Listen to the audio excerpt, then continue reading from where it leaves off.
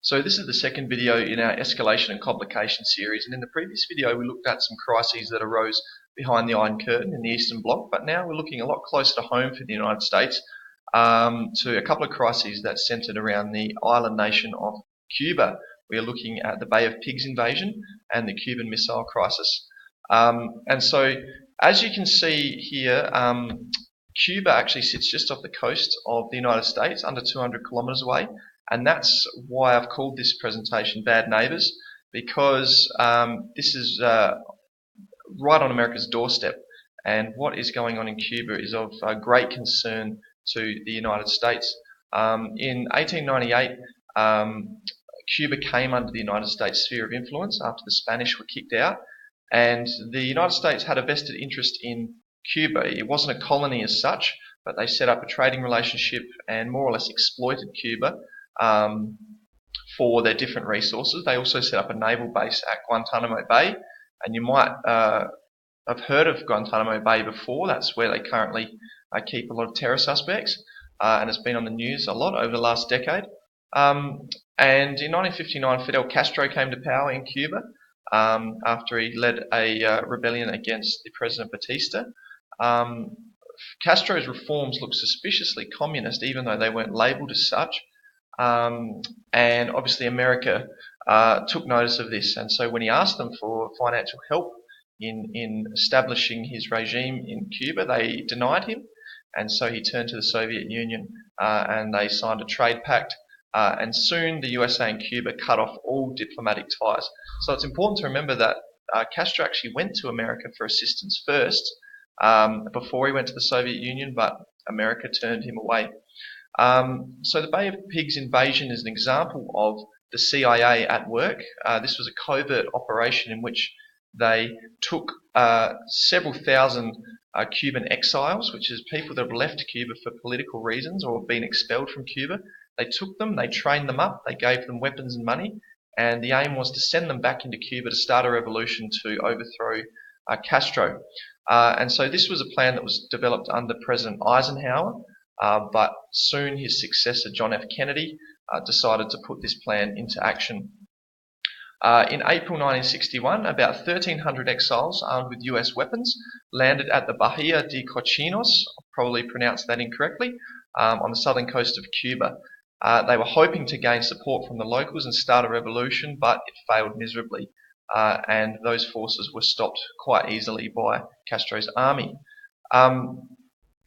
Castro became very wary after that of a US invasion, and it further strengthened ties with the Soviet Union. And so this invasion was a complete disaster and an embarrassment for Kennedy, who was starting out his presidential career. And in terms of the Cold War propaganda, which we've talked a lot about, it was a huge embarrassment and a huge loss for the United States.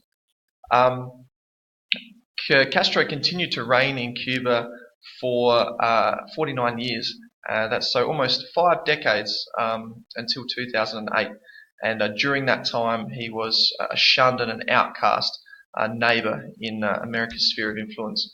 The second crisis we're going to look at is the Cuban Missile Crisis, and this is one of the defining episodes of the Cold War, and this is an example of brinksmanship where the two superpowers took each other as close to the brink of a nuclear war as the world has ever been.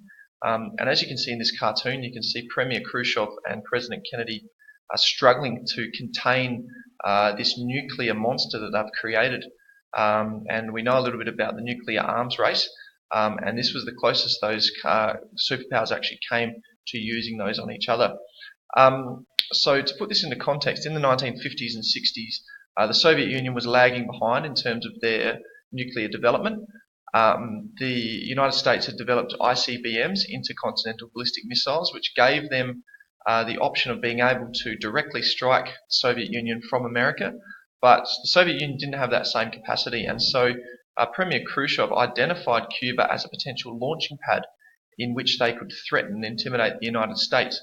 Whether or not it was his intention to actually strike the United States, we'll never know, but it's definitely part of that Cold War competition and intimidation and fear and anxiety. And so America soon realised this. On a reconnaissance mission, they captured photos of these launching pads that the Soviets were setting up in Cuba, and then America had to get to work, and they had to work out what their next step was going to be in terms of tackling this crisis. This image shows you the range of these Cuban missiles, and basically you can see that the American mainland is well within the reach and puts them at a severe risk. So the United States had to weigh up their options and decide what their next step was going to be. Now, in the back of their mind, they had incidents like the Berlin blockade and the erection of the Berlin Wall as well, and so they were very conscious of the significance of their next step, and they obviously wanted to avoid a military conflict. So the main question that I'd like you to answer in this video is, I'd like you to look at the 5 options below, and I would like you to make a short list of pros and cons for using those 5 approaches that you can see. After 7 days of intense debate, within the White House, Kennedy imposed a blockade around Cuba to stop the Soviet missiles. He made it very clear that any attack on the naval blockade would be declared an attack on the United States, and a nuclear war was very, very likely to be the response. On the 25th of October, the US Navy intercepted a Soviet oil tanker and turned back 12 other ships. Khrushchev suggested that if the blockade was lifted, the missile bases could be discussed separately. So this was the first step in negotiations towards the end of the Cuban Missile Crisis.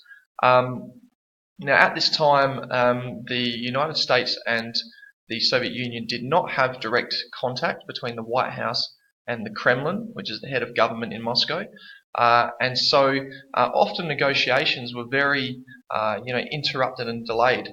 And so this is one of the factors that brought the Cuban Missile Crisis to the very brink of a nuclear war. It was the disjointed and the interrupted communication that was going on. So a hotline after the Cuban Missile Crisis, a hotline was created so the two leaders of the superpowers could talk directly. And so basically one of the issues that Khrushchev had was that the United States, surprise, surprise, had actually done exactly the same thing to the Soviet Union by setting up bases in Turkey and Italy with their missiles pointed at the Soviet Union. And so Khrushchev agreed to take away the weapons out of Cuba if the Americans decided to remove their missiles from Europe, which is what happened.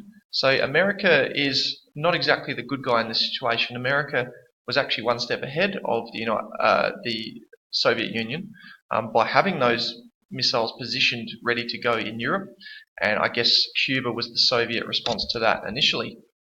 And so the Cuban Missile Crisis was sensationalized, and the media grabbed a hold of it, and I guess the hysteria that goes with it was just became crazy in both American and Soviet society. But Khrushchev finally agreed and made a definitive statement that they would be backing down and removing their missiles out of Cuba.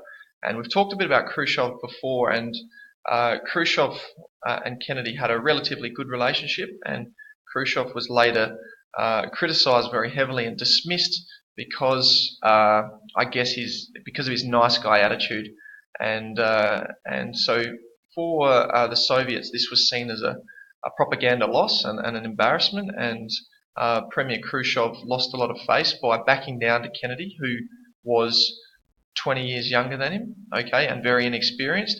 And so this event, while everybody breathed a sigh of relief that World War III had been avoided, was the beginning of the end for Khrushchev's premiership of the Soviet Union. And so here's some political cartoons and a Time magazine cover. So I'd like you to look at these two examples of propaganda and look at the meaning and symbolism behind them. The Cuban Missile Crisis was over, but Cuba remained a problem for the United States. It was an island that was still very close to the American mainland and still had strong ties with Soviets, mainly through Soviet aid. And so Kennedy realized that he had to work closely with Khrushchev, and via this hotline that they'd set up, they had to keep in a lot more regular communication to avoid that, another misunderstanding like this, bringing the two superpowers to the brink of a nuclear war. But one of the positives to come out of the Cuban Missile Crisis was the end to nuclear testing in the atmosphere. And so after 15 or so years of intense nuclear arms race between the two superpowers, they realised that they had to curb their nuclear testing. And so I'd like you to think about these three questions in relation to what we've learned about the Cuban Missile Crisis, and we'll discuss them in class. And so John F. Kennedy became somewhat of a hero after the Cuban Missile Crisis. Before Cuba, 62% of Americans were unhappy with his policies, and afterwards 60% were happy with the president, and he had a very high approval rating. He went from a young, flashy, rock star, playboy type president to a noble leader who had rescued the United States from the brink of nuclear war. President Kennedy was only in power for 2.5 years, and unfortunately is most famously known for his assassination, which occurred at the end of 1963. And these are famous images from history you would have no doubt seen. And because of the nature of the Cold War, the death of President Kennedy is surrounded in a lot of conspiracy. And again, it did a lot to whip up a lot of anti-communist sentiment in America. So this was the scene of President Kennedy's murder in Dallas. Now, following his death, President Lyndon B. Johnson is sworn in. This happened on Air Force One, the presidential airplane, only hours after President Kennedy was declared dead. His successor, Lyndon B. Johnson, had a lot to do with the Vietnam War. But as I was saying, the assassination of President Kennedy did a lot to whip up, suspicion and anxiety, especially in the anti-communist age. So the assassin, Lee Harvey Oswald, was an alleged communist who was in the Marines and had actually lived in the Soviet Union for a short time. But he, before his trial, was actually killed himself. And so this is why this chapter in American history, this dark chapter, is very rich with conspiracy, and did more to fuel, the anxiety and the fear that went on in the Cold War.